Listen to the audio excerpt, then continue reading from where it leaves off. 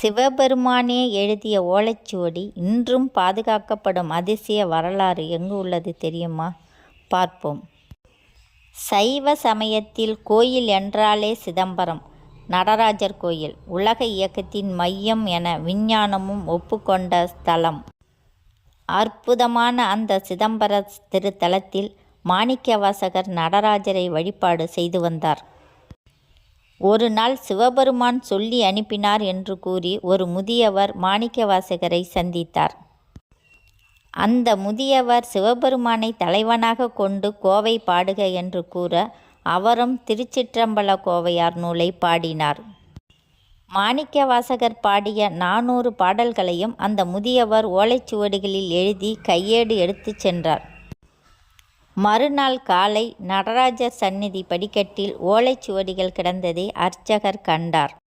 அந்த சுவடிகளில் திருவாசகமும் திருக்கோவையாரும் இருந்தன. இறுதியில் திருச்சிற்றம்பலம் உடையான் எழுதியவை என்று கையொப்பம் இருந்தது.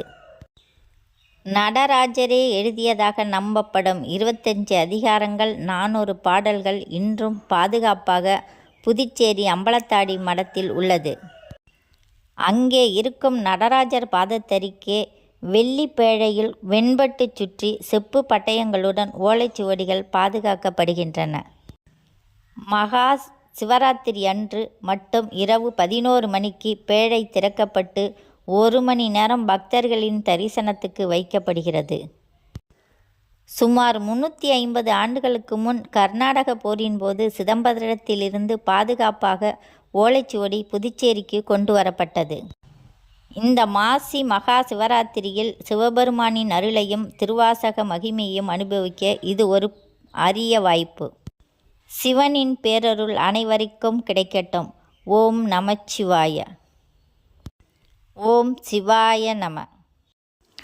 மன்னாதி பூதமொடு விண்ணாதி அண்டம் நீ மறை 4 அடி முடியும் நீ மதியும் நீ ரவியும் நீ புனலும் நீ அனலும் நீ மண்டலம் 2 நீ பெண்ணும் நீ ஆணும் நீ பல்லுயிர்க்குயிரும் நீ பிறவும் நீ ஒருவன் நீயே பேதாதி பேதம் நீ பாதாதி கேசம் நீ பெற்றதாய் தந்தை நீயே பொன்னும் நீ பொருளும் நீ இருளும் நீ ஒளியும் நீ போதிக்க வந்த குரு நீ புகழும் கிரகங்கள் 9 நீ இந்த புவனங்கள் பெற்றவனும் நீ என்னறிய ஜீவ கோடிகள் இந்த அப்பனே என் குறைகள் யார் கூரைப்பேன் ஈசனே சிவகாமி நேசனே என்ற தில்லை வாழ் நடராஜனே.